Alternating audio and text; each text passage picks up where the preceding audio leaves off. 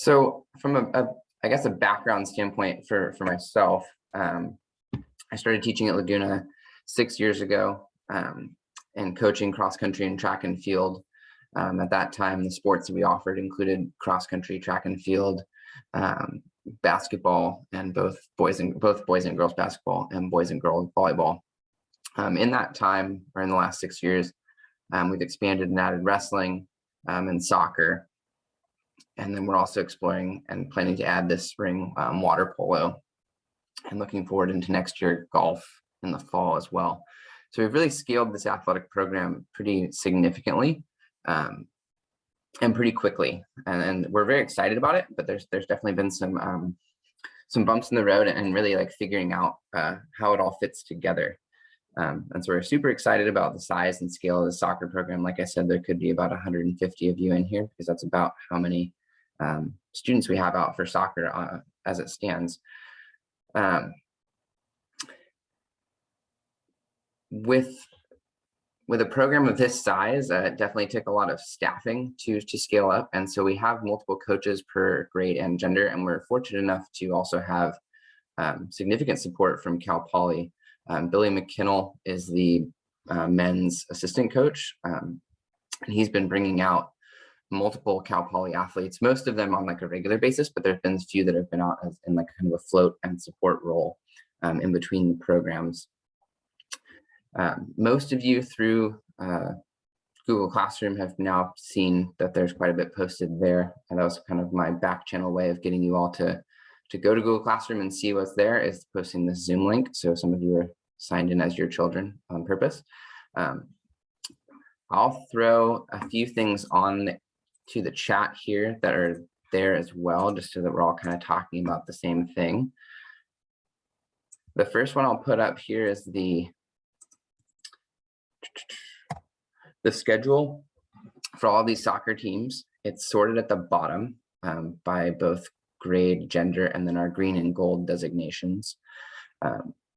To scale this soccer program up, it really took us figuring out, like, are there going to be enough schools to play? So if you look also at our main master schedule, which I'll link on here as well for all of our sports, you'll see that there's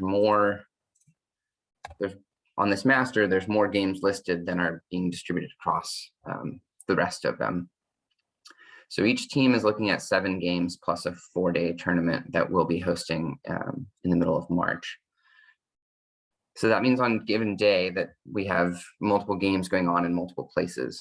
So to kind of streamline the communication between the 9 staff that we have coaching teams, and then Mr. McGee and myself, I created that one master email list, and I'm hoping to be like the purveyor of big program information, but I'll be giving your individual team contacts out to those coaches so that they can be more targeted with specific information for you all.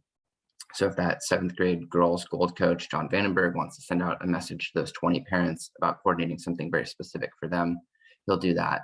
Whereas the bigger messages, like I referenced, like a rain cancellation of practice, that'll come from Mr. McGee and I to all of you, not those individual coaches making that call.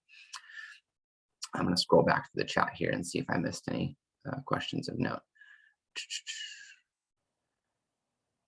There is a late bus each day after school, and our coaches will accommodate that so that our students can make that school bus.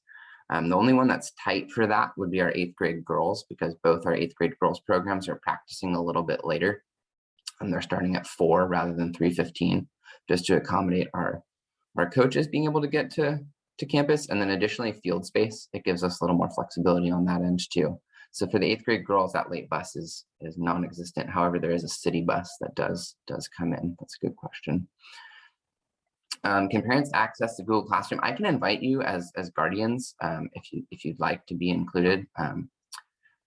You all experience some variation of Zoom school, and when you are invited as a guardian or like participant in the class, like everything that gets posted comes to you too. So some people find that to be an overwhelming amount of information rather than a helpful amount. But I'm more than happy to add people if they'd like to. And thank you, Carter's family, for the kind words. Yeah, so maybe like, I don't want to like dwell too deep into the past, because that's not necessarily what you all are here for, but And historically, we carried one team per grade and gender, and now we're carrying two. And that's a big leap for us, but it's also very different from, say, our schools to our south that we mostly play, say like a Paulding or Judkins, where they carry one team per gender at their school site. So they'll have a 7th and 8th grade combined girls program or a 7th and 8th grade combined boys program. I extended the offerings of our apparel. I'll put the link for that as well. It's on Classroom too. This is totally optional. If you are interested in buying one of these sweatshirts, feel free to do so, but don't feel obligated. All of our athletes will have uniforms that are nearly identical. I think the Nike swoosh on the newest set is kind of like a gray color, where your first rounds were more of a white, but it's a very subtle difference. So our uniforms are all going to be provided to students free of charge, but if you're interested in apparel, it's there. I was going to close that through J. Carroll on this last Friday, but I opted to extend it into this parent meeting window just to give people kind of one more shot at it.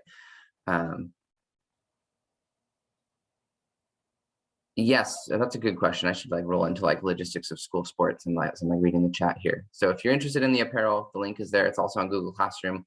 I'm going to contact them tomorrow at the end of the day and have them close it, just so that our apparel gets here within reasonable amount of time. It takes them a week to 10 days to turn around. So if we want to have stuff by mid-season, we need that order to close sooner than later. There's a question about transportation. So very different than the soccer terms, the AYSO or the club world, where the transportation is really upon the parents to coordinate and figure out. As a school sport, we'll provide buses. And so when we go away to, say, Flamson, our students will get out of class half hour, 45 minutes early. They'll go and meet a coach out front of the school. The coach will check them onto the bus, and they will ride the school bus up to Paso Robles, play at the big stadium there that the Paso High football team plays in, War Memorial Stadium. So it's like a pretty cool high school effect up there, for example. And then they'll ride the bus home. If you want to have your child picked up at the game or after the game, that's totally fine. The coaches will have a sign out sheet there, and you'll sign out. If you'd like to pick up another child that's not yours, we'll have you go through the process of writing a note. And if you wanted to do that for the whole season, we can do that as well. So for example, if David Noland is going to be picked up by Michael Freeman on a regular basis for all the games, David Nolan's mom could write one note and say, Michael Freeman will be picking up David for all of the away games, not to single you out, but the two of you happen to be parents I know, and you're right here near the top of the screen. So jerseys coming in on the chat. They should be done at J. Carroll before the end of this week. And I'm planning to get those out to athletes on the 28th in advance of our first game on the 1st. Good question on that. Our practices, that schedule that I sent out through Classroom is as up to date as I hope to need to make it. I don't intend on making any more changes. In terms of locations of practices, I gave our coaches the flexibility to move around as they see fit. So to say Coach Dolezal needs the full set of goals for doing some form of practice that he needs to do, but Coach Vandenberg also is slated to be on that field, but maybe he wants to do something different. They'll move around themselves, but the times are set. So if you're anyone but an 8th grade girl, you're starting at 3:15 on a Monday through Friday basis. And if you're an 8th grade girl, you're starting at 4 o'clock. And that will be unchanged. Yes. The Monday through Friday, yes, Marta, there is a late bus each day. And again, our coaches will accommodate that. I think there's one that comes in at 4:15 versus 4:30. If that's the case and you have students that need to make that bus, full permission for those students to leave practice to make that bus. Not looking to be a burden upon families in that regard.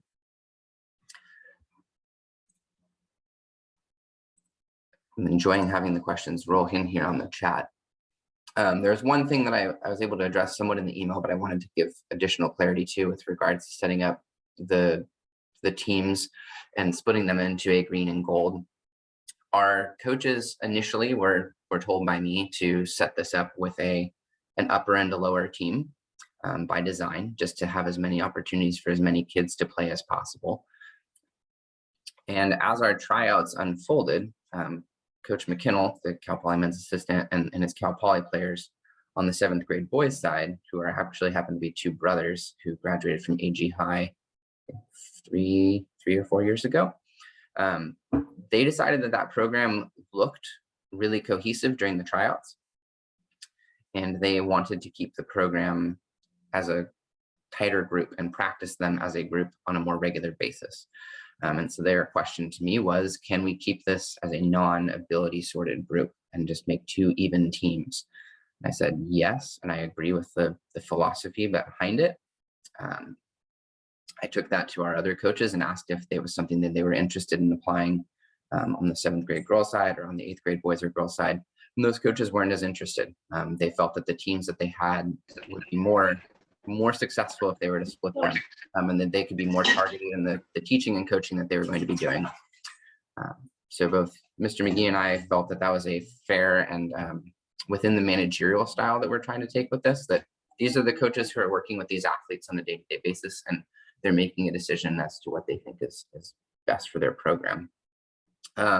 Question about grades. Yes, students need a 2.0 in order to compete. I'm in the process of sorting through areas to not just individually search each one of your children for grades, but get a larger report.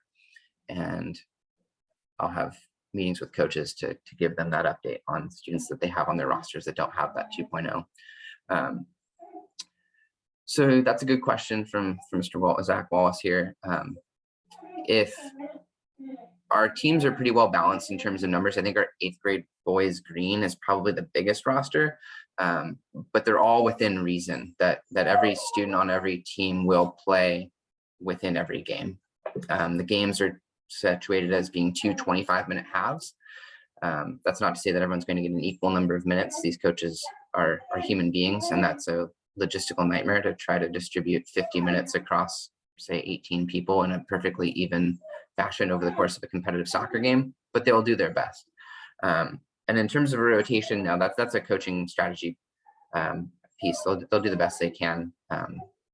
From experience, I've seen soccer coaches at this level where it moves almost more like a hockey sub, for those familiar with that sport, where it's 4 or 5 on, 4 or 5 off on a pretty regular basis, just to get as many kids playing as possible, which is, again, like the overarching philosophy of what we're trying to do here, is to broaden the opportunities for soccer in this community, where there are a lot of opportunities for soccer as it is, but as a public school, trying to even broaden that reach, tap into sectors of our community that may not be represented in every aspect of soccer around. I'll continue to field questions from the chat as well, so keep those rolling. Mr. McGee, feel free to chime in if I'm just meandering too much here.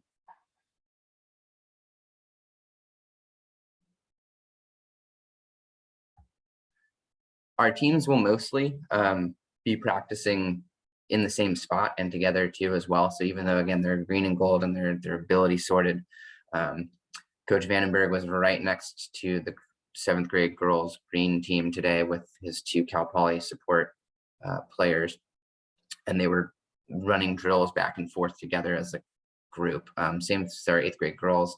Coach Alonso, also a Cal Poly player with Coach Johnson. So the experience of that is also purposely designed. Yes, you need that physical signed by a doctor. I know finding a pediatrician or securing yourself an appointment with a pediatrician in this town is like asking you to find a unicorn, particularly in the midst of COVID. But if you wanted to go to a med stop or an urgent care, you can do a relatively quick and cheap physical there. You can just bring them our form. It's super typical for them to go through those pretty quickly. Yes, players will be providing their own shorts and socks. Any brand is fine, as close to plain black as they can be. Obviously, like the Adidas logo, Nike, Under Armour, whatever insignia is on there is fine. We're just looking for relatively close to uniform black shorts and black socks that match our black tops. Good questions on those. We did really well on getting those COVID contracts or COVID agreements back in. For the most part, that agreement is a district set policy that, to be honest, mostly applies to our indoor sport athletes, where we're testing them on a regular basis, whereas soccer, being an entirely outdoor endeavor, is less of a requirement for us. But because students are on the bus, they're agreeing to like wear the mask, and if they're on a school site going into the locker room at a different school, they're agreeing that they need to wear their mask at that school site. The other one, the athletic contract form that's on the back of that physical, is more of a agreeing to uphold the character expectations of Laguna, the grades, the things that really go into building a more holistic student athlete than just the athletics on the field. Oh, good tip for everyone. Someone getting urgent care cottage in the Marigold Center this fall. They take appointments. That's awesome. And yes, to the Nolan family, if you did a physical or a contract or even that COVID protocol form for any other sport at Laguna, you're good for the entire year. So once that's done, it's done. If the paper already came in and you turned it in twice, don't worry, we figured it out. There's no shortage of paper moving back and forth between myself and the Laguna office with all of this.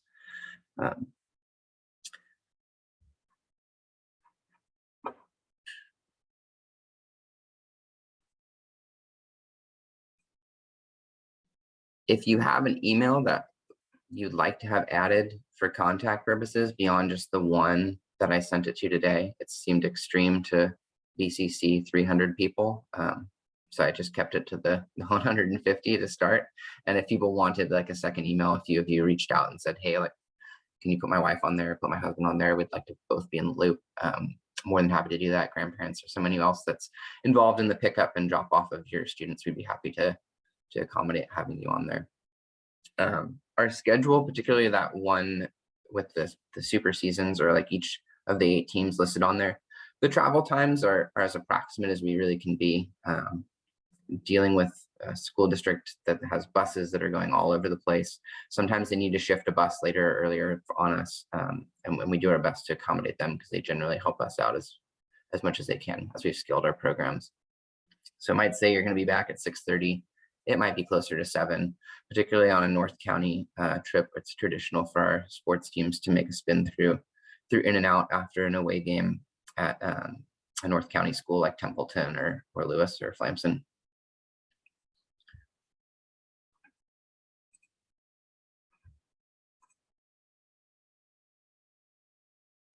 Good question on that mid-season tournament. So that's similar frame of scaling these soccer programs, trying to figure out how to create tournament play.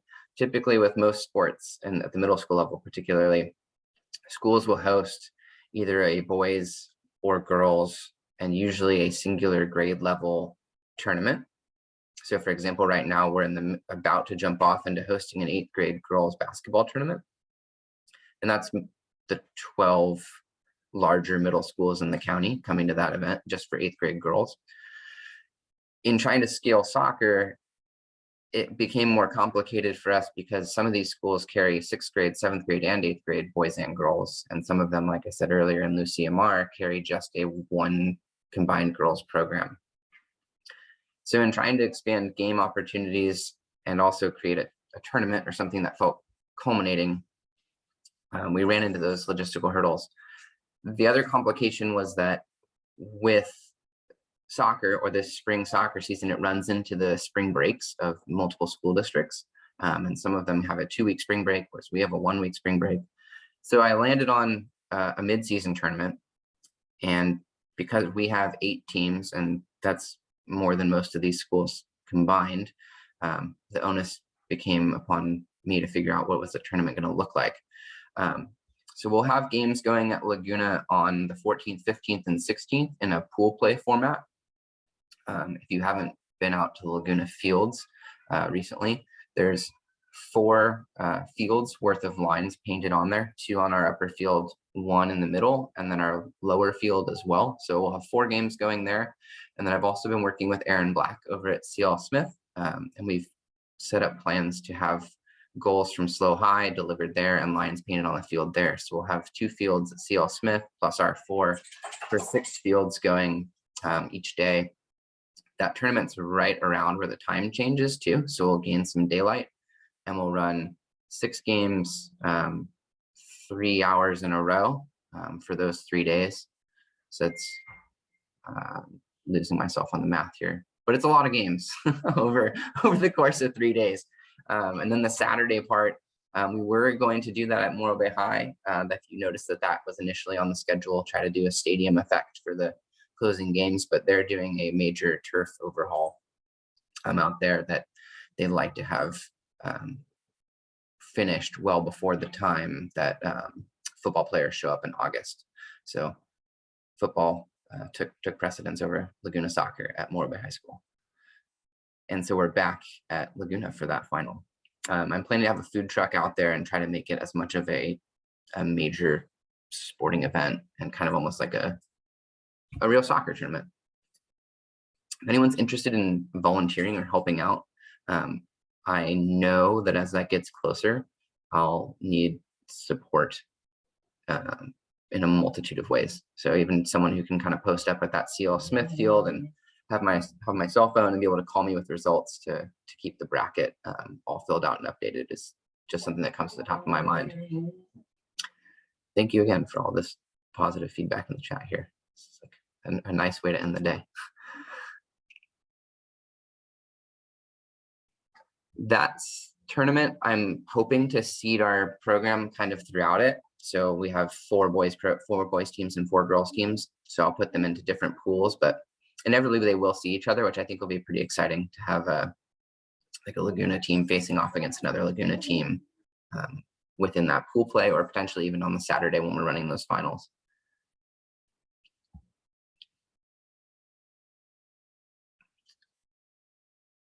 The season pretty much ends right as we roll into spring break. And as it does end, just as like a plug for where we're headed athletics wise, track and field will be starting, which is near and dear to my own heart, right as that season ends. So there's no reason that our soccer players can't just pop right over to track and field and they won't have missed out on anything. Wrestling will be starting soon. Those practices are late. They're 6 o'clock. So if students wanted to do wrestling and soccer, it is a lot to do. It's a long time to be on campus. If you're, say, an 8th grade girl and you're hanging out at Laguna until 4 for your 4 to 5:15 practice with Coach Johnson, and then you're going to roll over to a wrestling practice with Coach Maldonado, it's a lot, but it can be done. Good question on the gate. To be honest, I would love to charge a gate, not to gouge people, but just to raise funds for our athletics programs. But the structure of Laguna's facilities don't really lend itself to having like a controllable gate. Some schools do. So for example, Flamson, when our teams are at Flamson or our teams are at Atascadero, they're using their high school stadiums and they're going to charge a gate. Not a significant one, but one nonetheless. Which is another reason that the tournament is there, is to try to raise some revenue. Yes, the locker rooms are open. Coach McGee and I are there. We also have locker room supervision on the girls' locker room side.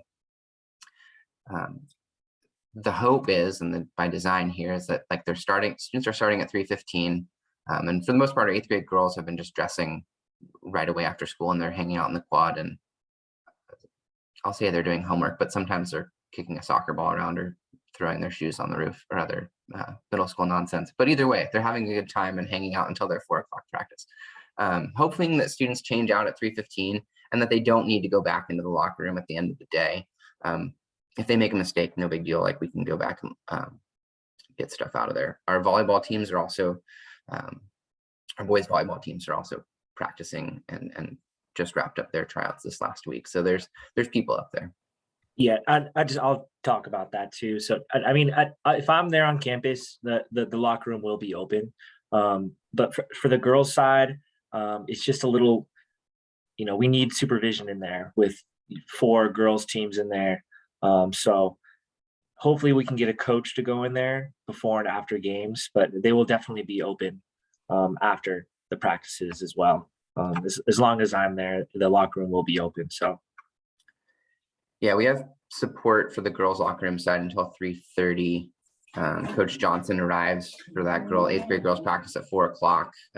She's not a PE teacher with our district, but obviously a coach. And for anyone who's been involved in soccer in this county for a length of time, has interacted with the Johnson children. I think she has 6 kids of high school through college age at this point.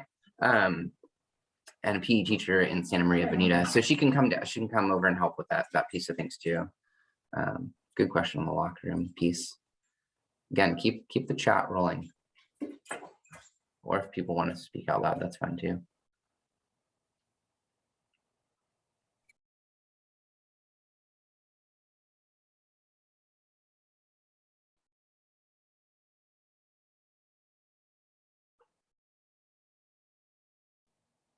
Oh, Miss Marta Torres chiming in and saying that there's not a late bus on Fridays. You would be more the expert than I, Miss Torres, so I don't want to correct you. I can reach out to transportation on that note, Marta, and see if they can work something else for us on that Friday late bus. Because with the amount of people we have on campus at this point for sports, I did some rough math this morning, and I think 30% of the school is currently participating in a sport. So it might merit transportation throwing us another bus. That's tomorrow to-do list. Reach out to Deborah and transportation.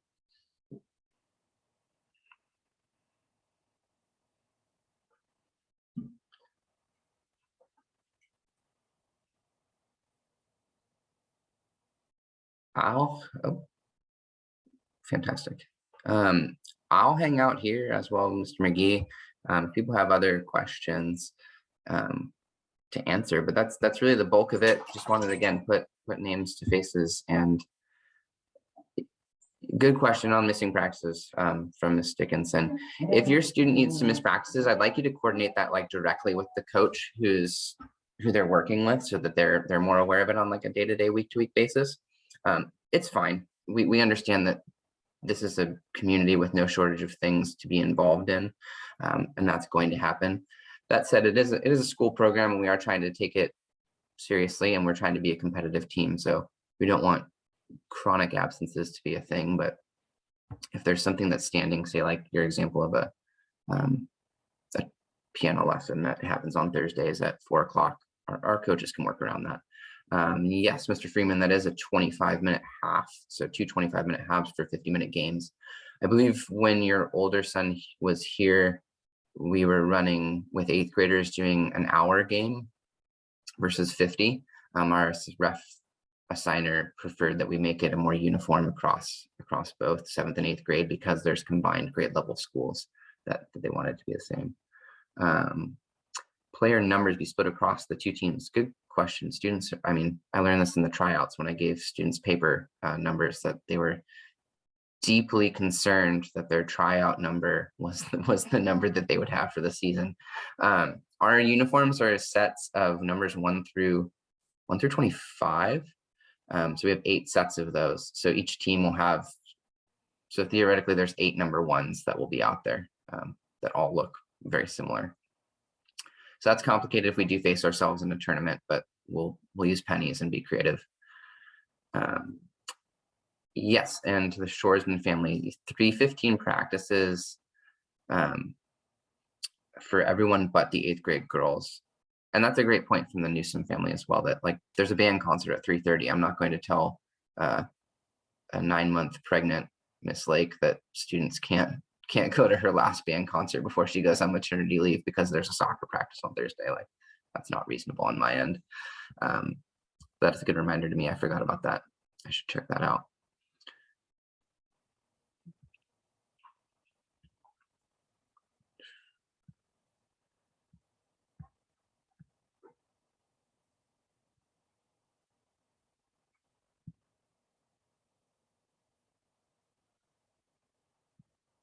Good. So Jack just asked if like the shirt order is still open. Yes, I had it closed on Friday, was planning to close it on Friday, because the sooner we close the orders, the sooner the apparel is here and the students inevitably want it as soon as it's ordered. and to have it within a reasonable amount of time for the season. But I felt bad that I was going to close the order before having this parent meeting and getting that like last plug in. So I called Jay Carroll and said, hey, give me the weekend plus Monday to button this up, and we can close at the end of business on Tuesday. Hoping that those orders then are fulfilled within a week or so out from that. So we're probably looking at end of the second week in March of getting that apparel. It'll all be delivered to Laguna. I'll go over there one afternoon and pick it all up, and it'll be sorted into bags by how you ordered it. Sort of Carter Simpson's family orders a sweatshirt. Whoever put their name, whoever paid for it, use the debit card and paid for it online. It'll be in a bag that's sorted and stacked. If parents want to order that stuff for themselves, they're more than welcome to as well. Yes, so Letty, you can still order as of 5 minutes ago when I was just popped over to that tab. Audrina asking more about numbers. Yeah, I'll have our coaches work with you on that. They are size sorted, so the smaller numbers are the smaller sizes, and it works its way on up. I try to distribute those reasonably based on anecdotal observations of walking around campus about how big an 8th grade boy is versus a 7th grade girl, and proportion the sizes and numbers around. Yes, if somebody wanted to go to Jay Carroll to pick those up, I'd be happy to delegate that out. As much as I love chatting with Josh over there, I'd be happy to have somebody spin by Jay Carroll and bring that over to Laguna. You might need a big car given the size of the order, or maybe 2 trips. I guess not too far though, so that's not a big deal.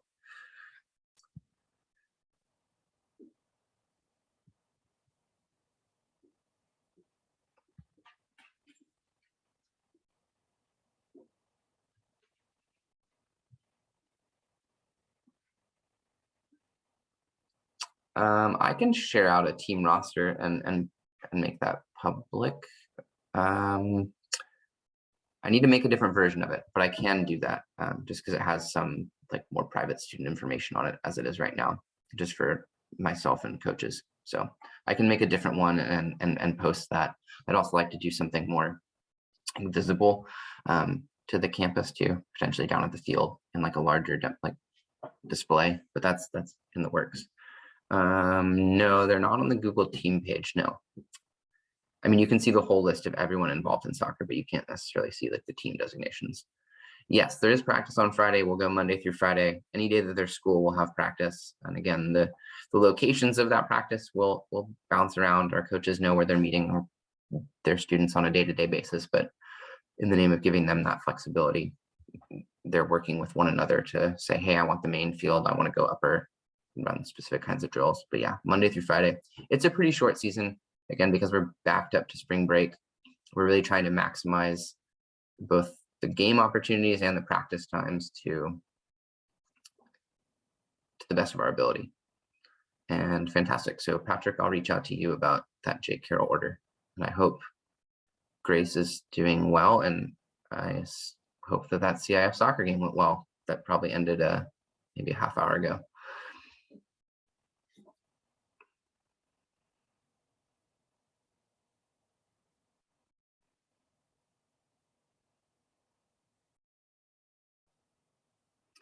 If there's not other questions or big group topics, I'll button up the recording end of this. I think, unless Mr. McGee, you've got something you want to drop in.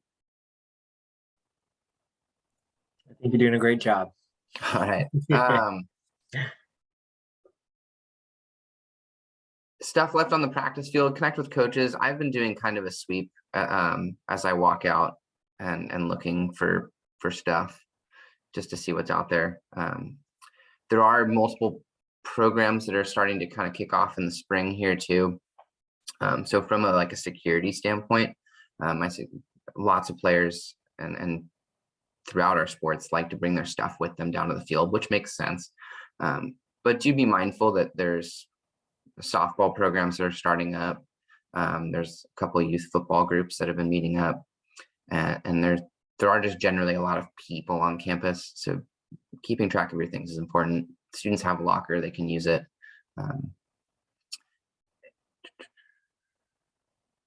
If you missed that initial email, I just ask you to email me, which I'll throw in the chat here. And you can email me and I'll add you to that list. I was working with our school secretary trying to pull off of Aries to do that as quickly as we could. So if we missed you, oh, I just sent that to just one person, not everyone. So if we missed you on that email blast this morning about like 10 o'clock and you want those updates, just reach out to me that way through email here and I'll add you tonight. Yeah, and there's a lost and found in the office for the most part, because I mean, we're keeping track of where our students are practicing on a day-to-day basis. It's a high likelihood that I see Sophia Bastidos's water bottle out there and I go find Sophia in class the next day and just give it straight to her rather than taking it to the office.